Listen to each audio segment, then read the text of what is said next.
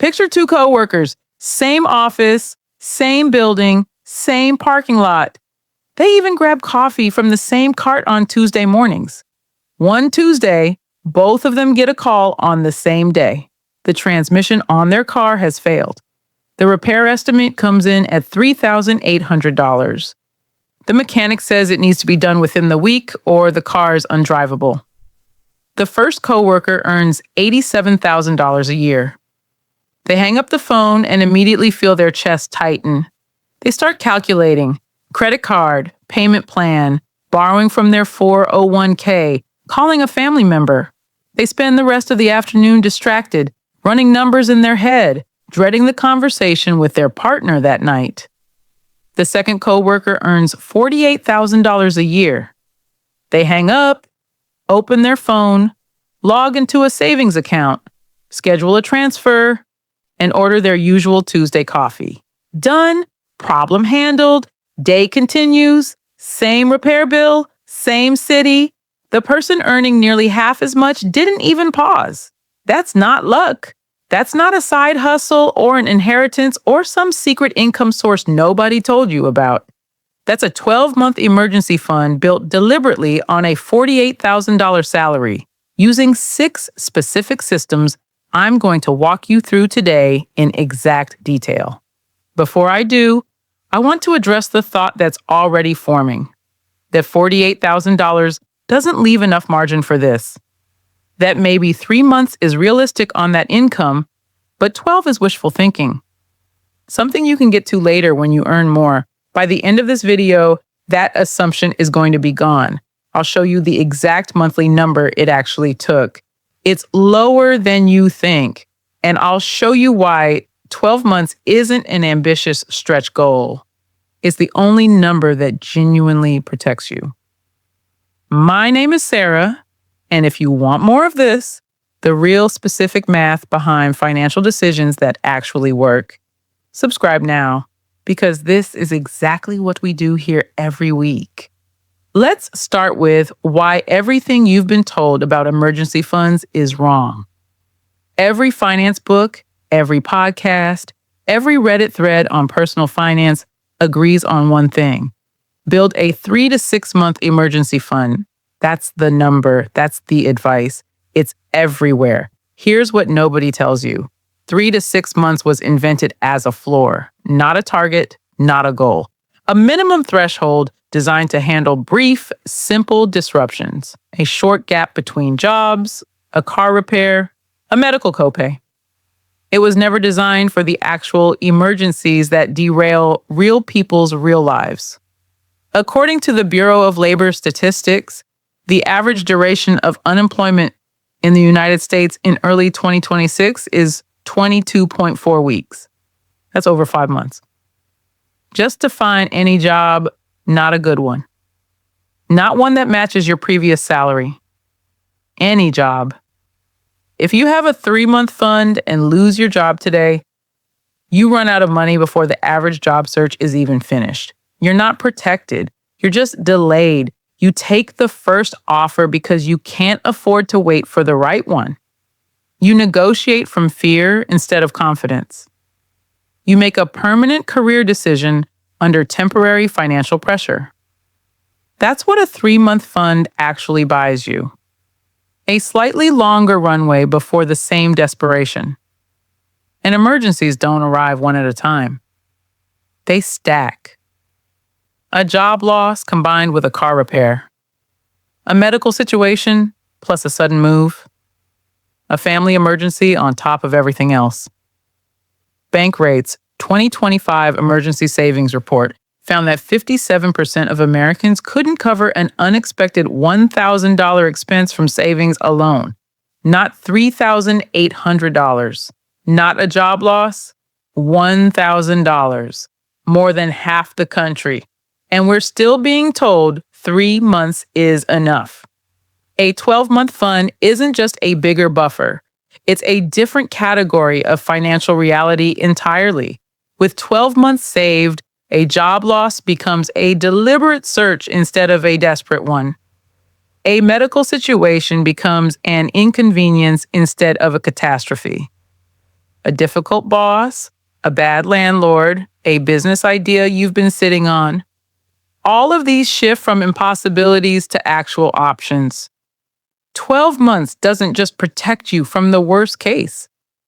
It changes the decisions you're able to make about your entire life.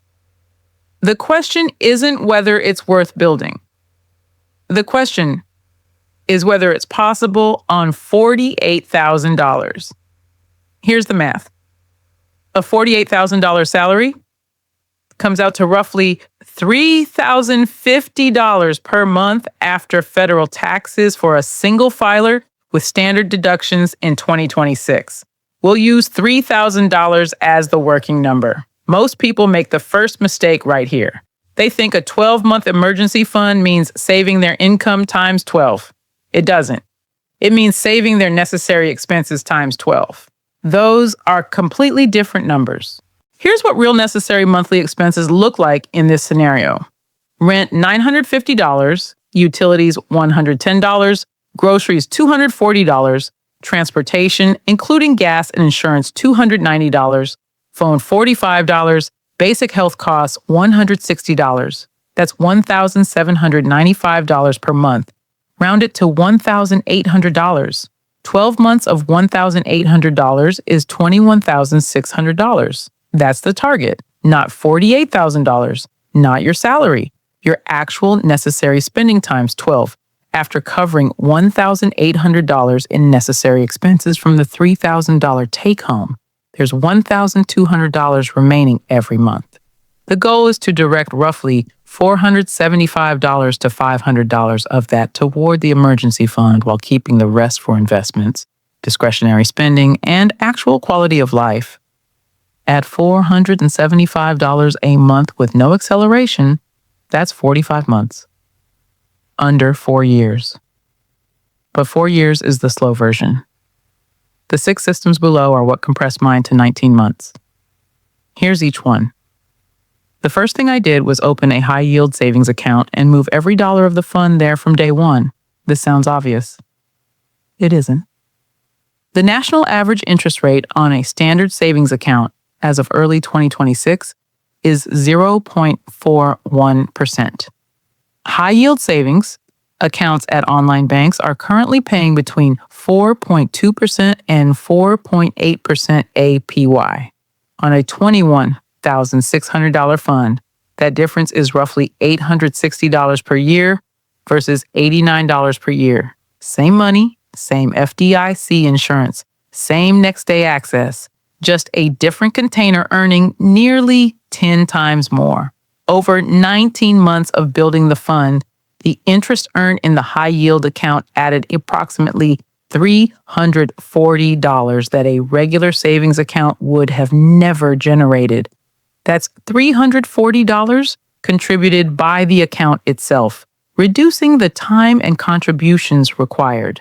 The accounts worth looking at are Marcus by Goldman Sachs, Ally Bank, and Sophie, all FDIC insured, all currently in the 4% range.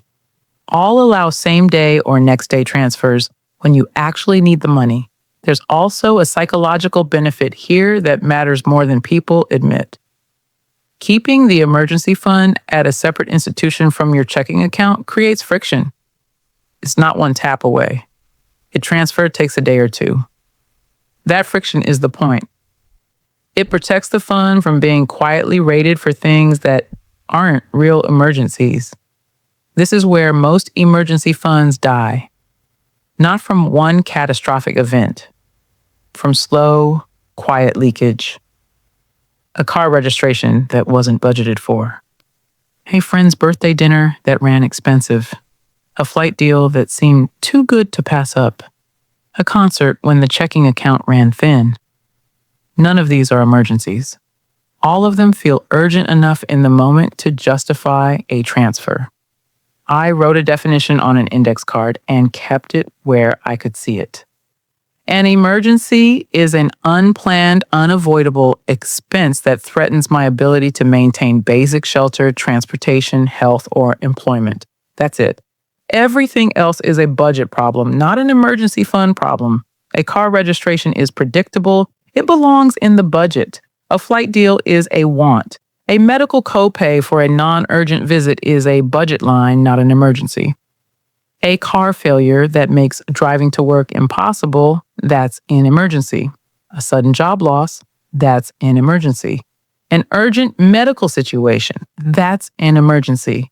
The definition has to be that strict because every dollar that leaves the fund for a non-emergency is a dollar that has to be replaced before you're actually protected again.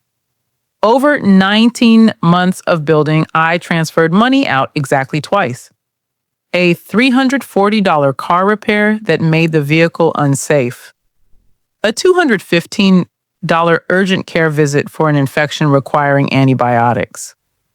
Both qualified. Both were replaced within 6 weeks. The definition held because I wrote it down before I needed it. Decisions made in advance are always stronger than decisions made under pressure.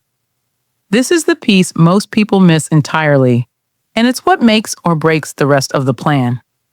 Emergency funds don't usually get rated by real emergencies.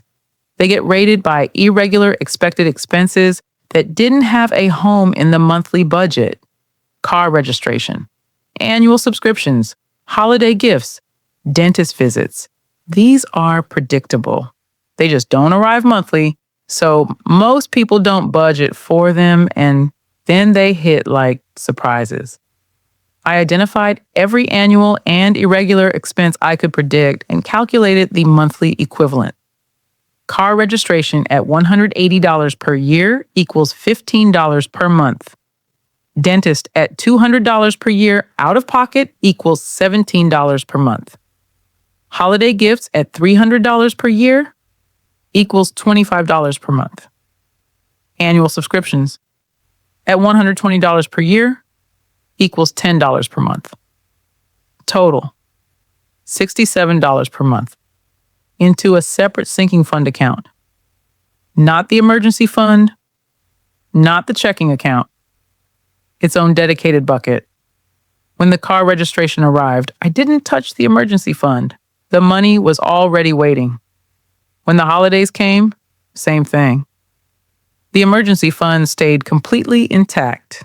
This system alone prevented 5 or 6 unnecessary withdrawals during the 19-month build. That's 5 or 6 moments where the fund could have been set back by weeks or months, eliminated entirely by a single setup decision made early. Money you never see never enters your spending psychology. You don't miss it. You don't factor it into weekend decisions. You don't spend it on a Thursday night when you're tired and someone suggests going out.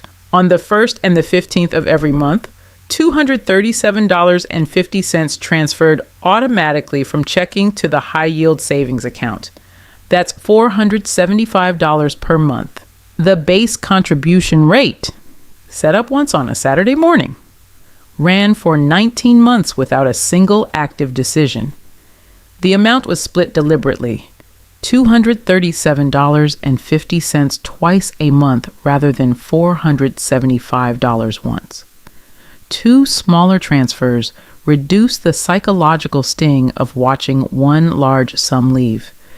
It also meant that if an unexpected expense hit early in the month, half the monthly contribution was already safely transferred before the expense arrived.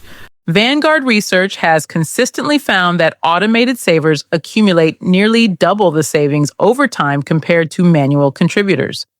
Not because the math changes, because the decision is removed. Willpower depletes. Automation doesn't. The base contribution gets you to the goal eventually. One meaningful expense reduction cuts the timeline in half. I looked at every recurring bill and found my car insurance premium. $174 per month.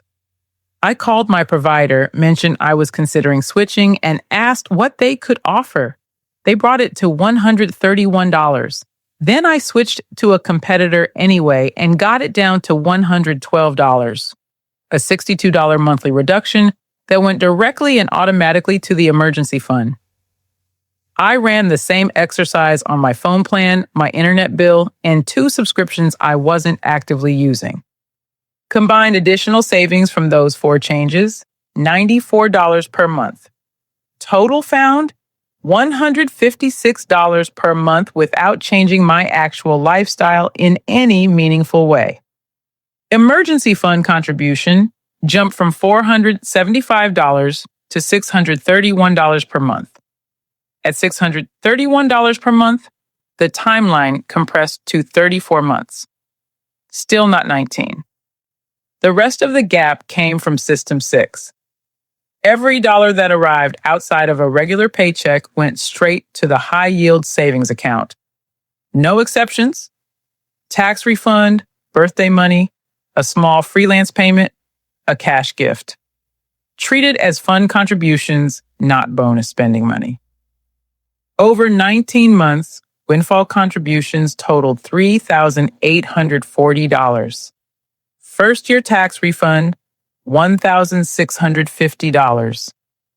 Birthday and holiday money from family across the period, $540.